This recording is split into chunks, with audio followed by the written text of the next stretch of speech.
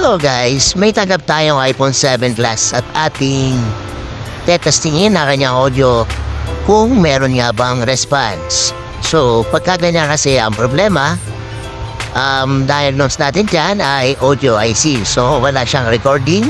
Try natin sa emergency call. Gray out speaker. So, yan, wala talaga siyang audio. So, madaling sabi niyan, Wi-Fi audio IC problem yan mga boss. So, ayan, kailangan na natin siyang baklasin, kakalasin lahat yan at tayo ay mag-aangat ng audio IC.